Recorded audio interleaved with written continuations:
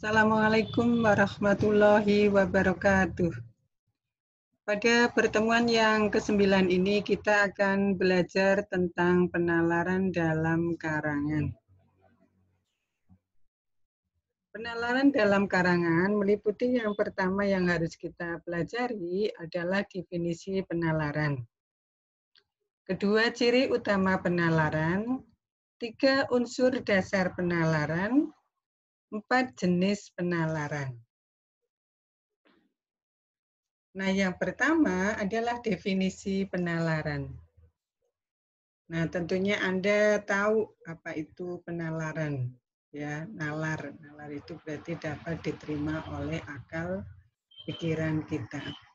Nah, penalaran adalah proses berpikir yang sistematik untuk memperoleh kesimpulan yang berupa pengetahuan. Jadi, kesimpulan yang kita peroleh itu adalah berupa pengetahuan. Ini pengertian dari penalaran. Ciri utama penalaran tadi adalah logis. Logis itu berarti bersifat logika. Logika itu berarti dapat diterima oleh akal sehat kita. Ini ketika kita bernalar. Nah, yang kedua, analitis. Ya, analitis itu menganalisa. Kita menganalisa. Nah, tentunya apa yang kita analisa ini menghasilkan suatu kesimpulan yang berupa pengetahuan. Ini ciri utama penalaran. Adapun unsur penalaran tentunya adalah fakta. Agar dapat menalar dengan tepat, kita perlu memiliki segudang pengetahuan. Jadi banyak pengetahuan tentang fakta-fakta yang berhubungan. Fakta-fakta yang ada di sekitar kita, ini kita hubungkan dengan apa yang sedang kita bahas. Kita klasifikasikan, ini klasifikasi itu sebagai prinsip pengelompokan fakta. Jadi fakta-fakta yang ada, ini kita klasifikasikan. Mana yang akan kita butuhkan, kemudian kita ambil, kita klasifikasikan. Nah, ini termasuk ada fakta-fakta yang kita butuhkan. Apa itu sebenarnya klasifikasi? Klasifikasi adalah memasukkan atau menempatkan fakta-fakta ke dalam suatu hubungan logis berdasarkan suatu sistem. Jadi klasifikasi ini memasukkan atau menempatkan fakta-fakta yang ada. Jenis klasifikasi. Jenis klasifikasi itu yang pertama adalah klasifikasi dikotomis atau yang sering disebut klasifikasi sederhana. Pada klasifikasi dikotomis adalah klasifikasi yang hanya mempunyai dua kelas bawahan. Tentunya yang berciri positif dan negatif. Jadi hanya bisa dibagi menjadi dua. Hanya bisa dikelompokkan menjadi dua. Jadi tidak bisa lebih dari dua. Kalau lebih dari dua itu tentunya sesuatu yang di luar penalaran kita. Karena hanya bisa dibagi dua, tentunya yang positif dan negatif. Kira-kira apa? Satu klasifikasi, contoh dari klasifikasi dikotomis. Ya, salah satu contohnya adalah klasifikasi yang berdasarkan jenis kelamin. Nah, kalau berdasarkan jenis kelamin, tentunya hanya ada dua, tidak bisa lebih dari dua. Nah, apa itu? Ya, jenis kelamin tentunya adalah kalau ada kelompok laki-laki, ada kelompok perempuan. Tidak bisa ada tambahan lagi. Nah, tambahan lagi itu tentunya sesuatu yang tidak bisa diterima. Ini yang klasifikasi dikotomis. Jadi hanya bisa dikelompokkan, diklasifikasikan menjadi dua kelas bawahan. Kalau dalam kelompok hewan, apa yang bisa dibagi? Oh, ada vertebrata dan avertebrata. Kalau pada tumbuhan, ada monokotil dan dikotil. Ini yang klasifikasi dikotomis. Yang kedua itu klasifikasi kompleks. Klasifikasi kompleks adalah klasifikasi yang mencakup lebih dari 2 kelas bawahan. Jadi bisa lebih dari 2. Pengelompokan itu dapat diterima. Sebagai contoh, klasifikasi tenaga medis. Ada di situ ada kelompok perawat, ada dokter, ada bidan, ada apoteker, dan sebagainya. Itu berarti kan lebih dari 2. Berarti kita masukkan pada kelompok klasifikasi kompleks. Adalah klasifikasi yang mencakup lebih dari 2 kelas bawahan. Ini sebagai dasar penalaran. Nah, kemudian persyaratan klasifikasi. Ya, prinsipnya harus jelas. Jadi yang menjadi dasar klasifikasi ini harus jelas. Ya, tidak bisa menimbulkan suatu hal yang tumpang tindih. Nah, yang kedua harus logis dan ajek-ajek ini konsisten. Yang ketiga, klasifikasi harus bisa bersifat lengkap. Misalnya Anda masuk ke perpustakaan. Nah, Anda harus bisa di situ mengklasifikasikan buku-buku yang ada.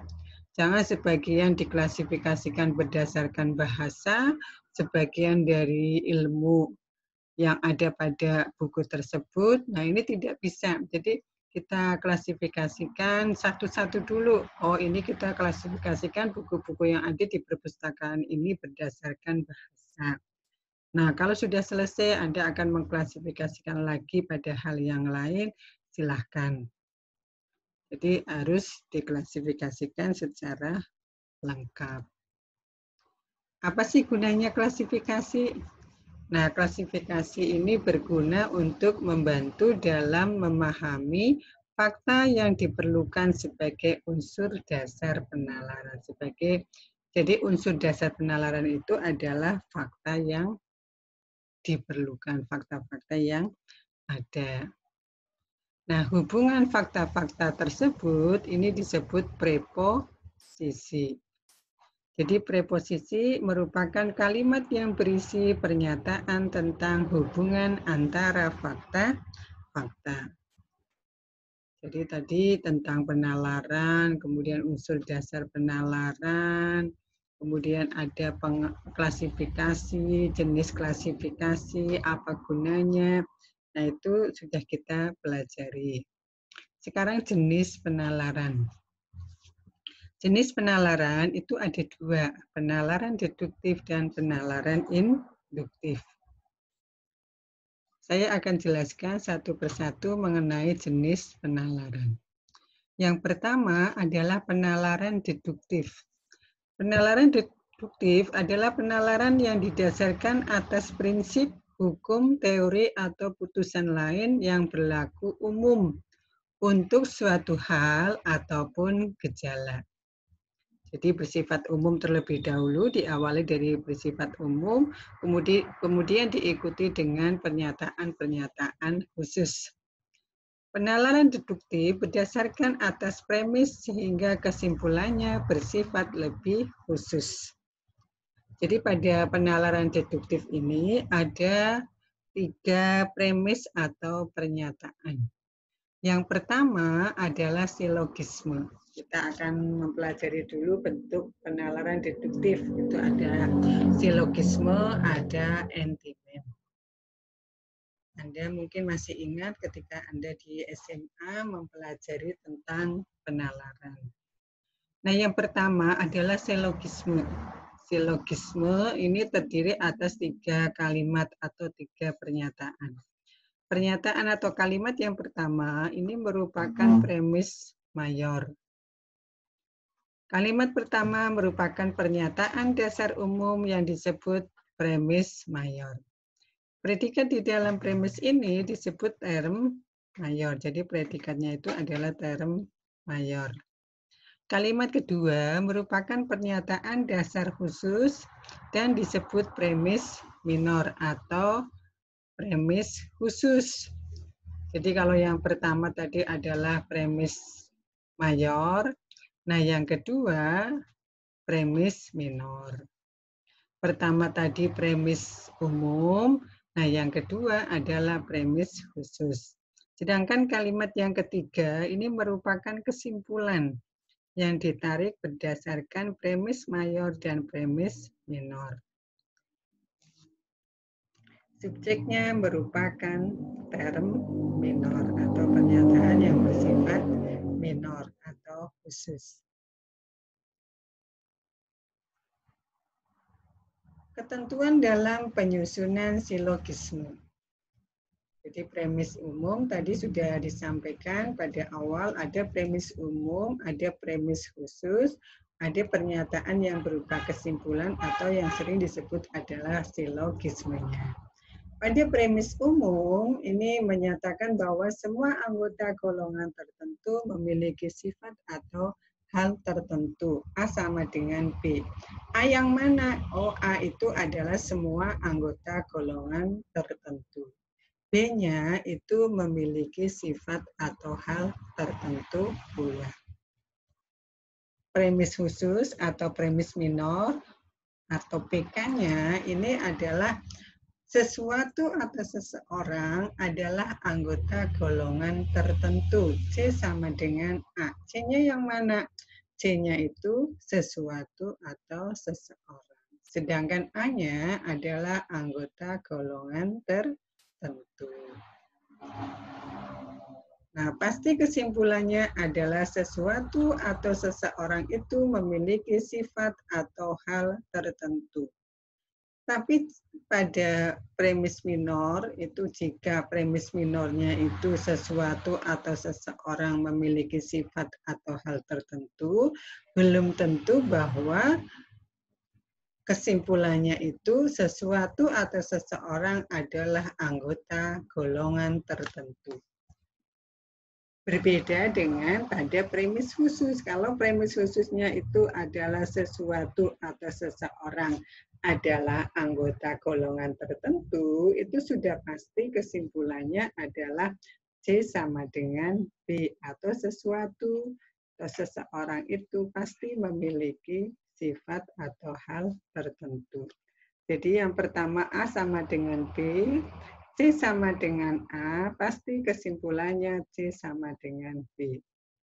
Berbeda jika A sama dengan B, kemudian pernyataan yang kedua C sama dengan B, pada kesimpulan belum tentu C sama dengan A.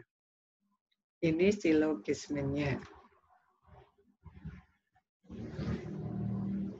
Jenis-jenis silogisme. Itu yang pertama adalah silogisme positif. Berarti kalau silogisme positif itu di dalam 3 pernyataan itu tidak menyatakan adanya kata ingkar. Itu berarti positif. Sedangkan yang kedua, silogisme negatif. Pada pernyataan ada pernyataan yang isinya di dalamnya adalah penggunaan kata ingkar.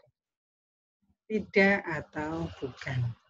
Sedangkan yang ketiga adalah silogisme yang salah.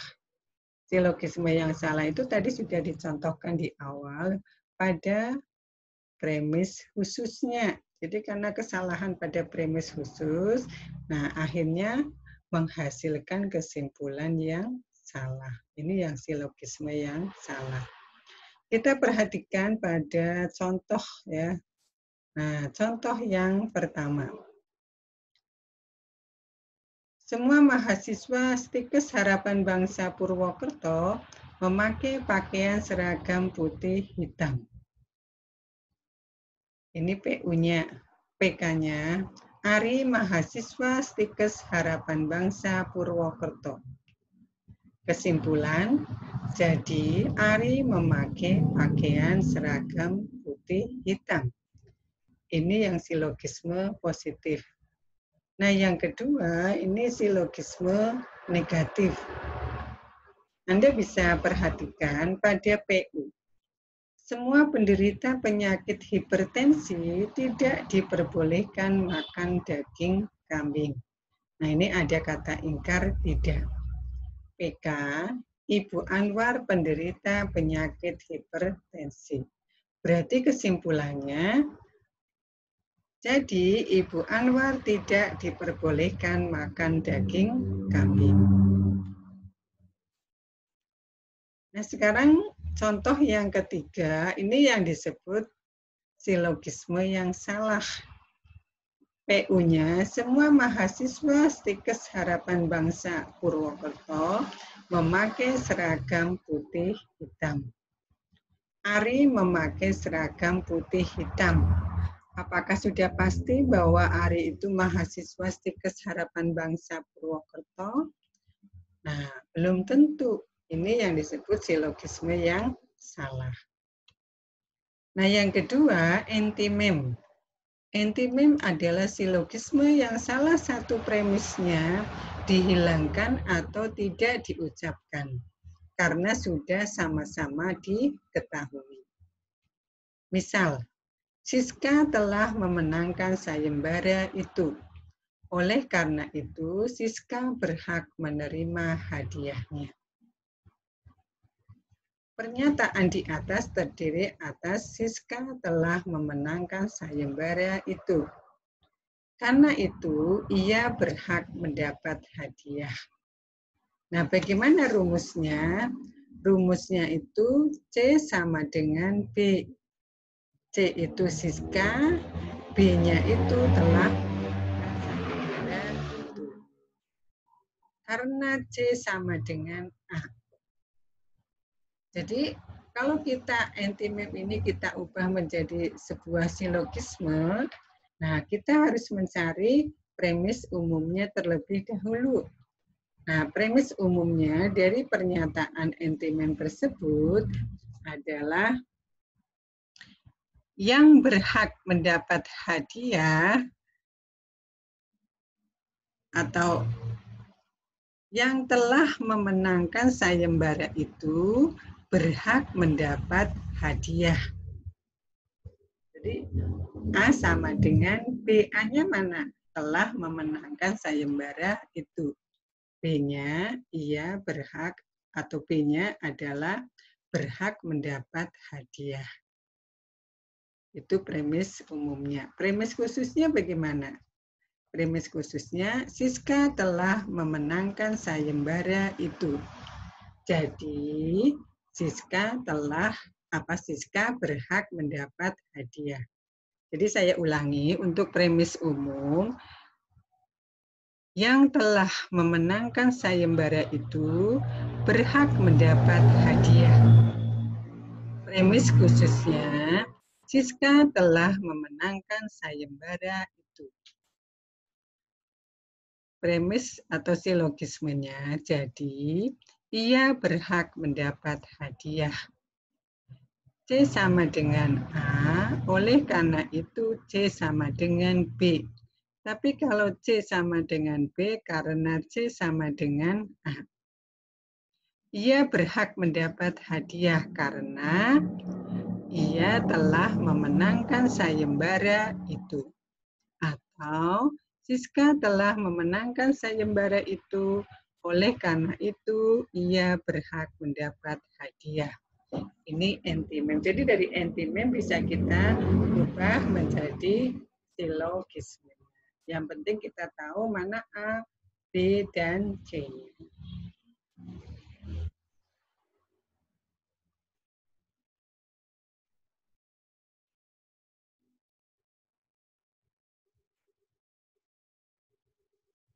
Nah, ini pendalaman materi, nanti silakan Anda kerjakan sebagai tugas pada materi yang ke-9 ini. Yang kedua adalah penalaran induktif. Penalaran induktif adalah keputusan prinsip atau sikap yang bersifat umum maupun khusus berdasarkan pengamatan atas hal-hal yang khusus. Itu penalaran induktif. Sama halnya kalau kita mengacu pada pola pengembangan paragraf, kalau induktif itu berarti kalimat utamanya itu berada pada akhir paragraf. Sedangkan kalau deduktif, kalimat utamanya berada pada awal paragraf. Pada penalaran induktif ini ada penalaran generalisasi, analogi, dan hubungan sebab akibat. Pada generalisasi, ini ialah proses penalaran berdasarkan pengamatan atas sejumlah gejala dengan sifat-sifat tertentu untuk menarik kesimpulan mengenai semua atau sebagian dari gejala serupa. Prinsip generalisasi ini yang perlu Anda perhatikan untuk menghindari suatu kesalahan. Yang pertama adalah jumlah fenomena. Jumlah fenomena ini fakta atau data atau peristiwa yang dijadikan dasar generalisasi harus memadai dan cukup. Jadi jangan hanya faktanya 1 atau 2 saja. Nah, itu tentunya tidak bisa menghasilkan suatu kesimpulan yang dapat dipertanggungjawabkan. Makin banyak fakta yang kita kemukakan, makin kuat kesimpulan yang dipaparkan.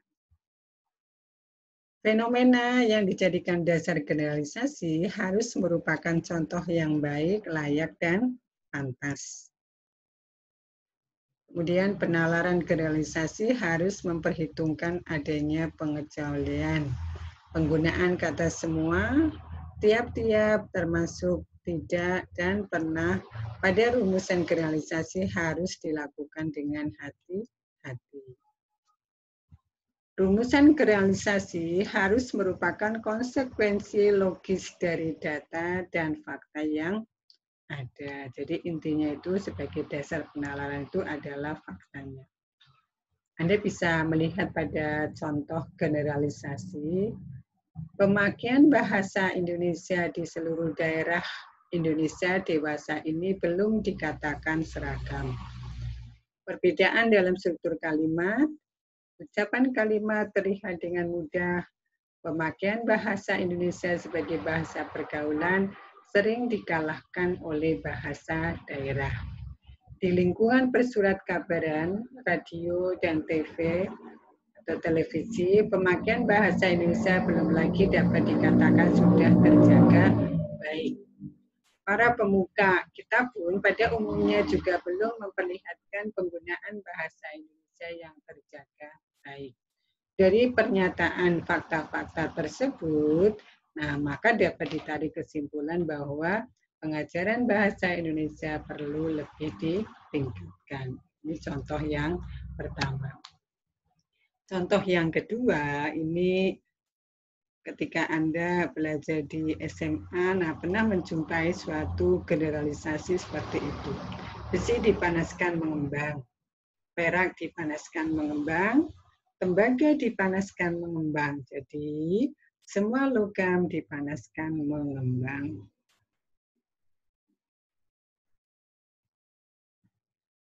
Nah, ini contoh generalisasi. Jadi, kalau Anda nanti menggunakan data-data statistika, nah Anda perlu mengelompokkan salah satunya adalah secara generalisasi. Anda cari nilai rata-ratanya, min-nya, kemudian nilai yang tertinggi, nilai yang terendah, modus atau nilai yang sering muncul, kemudian baru nanti Anda simpulkan secara. Nah, ini Anda tentunya sudah menguasai hal-hal seperti itu dalam data-data statistik. Nah, sekarang yang kedua, analogi induktif.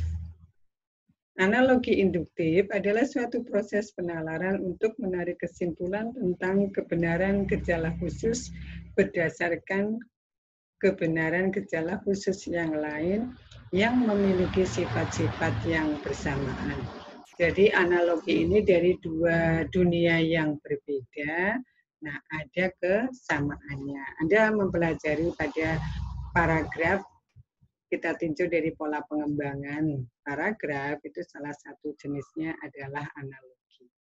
Analogi ini berarti kita membandingkan dua hal yang berbeda, tetapi di dalamnya itu menunjukkan ada kesamaannya. Seperti hanya manusia dengan hewan, ada kesamaannya. Manusia dengan tumbuh-tumbuhan, ada kesamaannya. Walaupun dua dunia yang berbeda. Itu analogi. Anda bisa melihat di sini, ya. Nah, ini sebuah analogi yang biasanya pada karya sastra. Dia berdiri di depanku dengan wajah merah padam. Matanya melotot. Jadi orang yang matanya melotot ini dianalogikan itu Bathara Kala yang sedang marah.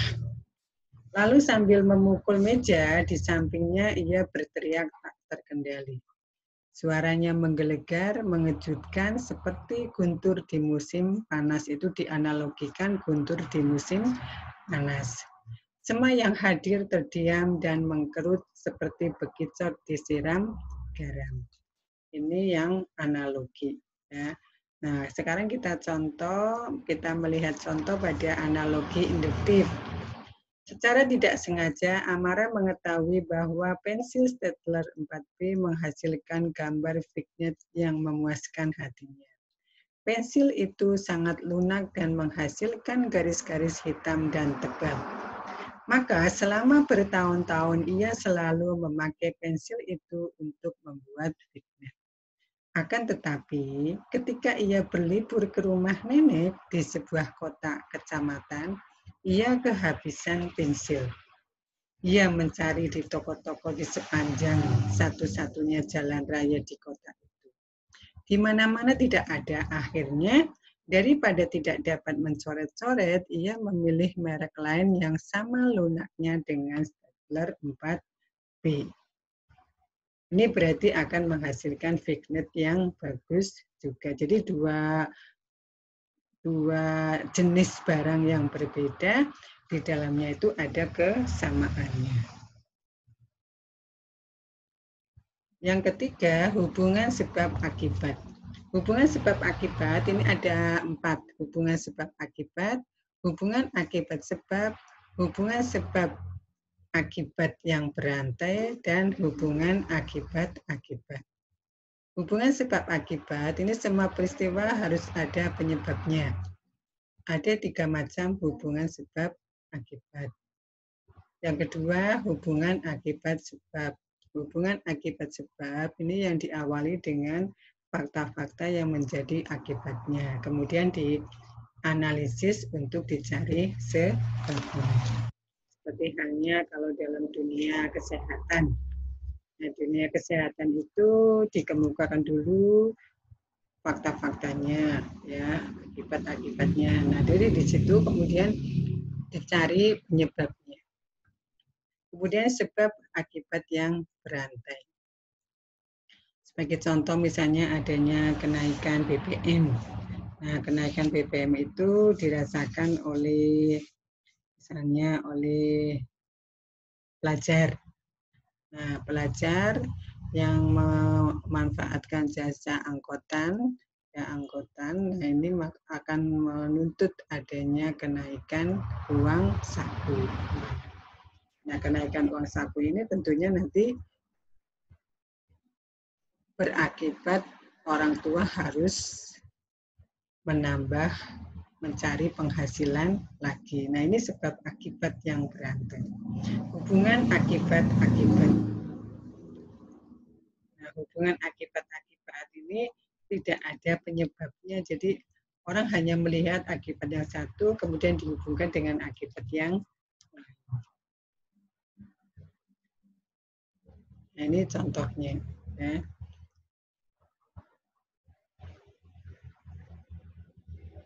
Jadi yang sudah disampaikan di awal ini biasanya pada dunia kedokteran, ya. Kemudian contoh yang kedua, ini ketika akan mempunyai anak yang kedua, Pak Ali melihat darah yang banyak di ruang operasi. Kebetulan istri Pak Ali juga berada di ruang operasi. Pak Ali langsung mengira istri dan anaknya mungkin tak dapat tertolong nyawanya. Ini yang hubungan akibat-akibat. Nah, ini contoh-contoh dari hubungan sebab akibat. Yang ketiga ini adalah akibat atau sebab akibat. Sedangkan contoh Anda pergi ke kampus untuk mengurus pembayaran uang ujian semester 1, hari itu hari terakhir. Karena Anda tinggal di luar kota, Anda baru sampai di kampus pukul 11. Pukul 14 kantor tutup. Ternyata tanda bukti pembayaran SPP Anda tertinggal di rumah. Akibatnya Anda harus pulang kembali. Supaya cepat Anda pakai taksi. Anda harus membayar ongkos yang tinggi sehingga uang saku Anda banyak berkurang dan Anda harus sangat berhemat. Ini yang disebut contoh sebab akibat yang berantai. Ya, demikian perkuliahan. Ada materi penalaran dalam karangan. Mudah-mudahan nanti Anda bisa lebih paham apa yang ada di dalam materi tersebut. Silakan nanti Anda kerjakan tugasnya sebagai cara untuk memahami materi yang sudah saya sampaikan pada hari ini. Terima kasih atas perhatian Anda. Wassalamualaikum warahmatullahi wabarakatuh.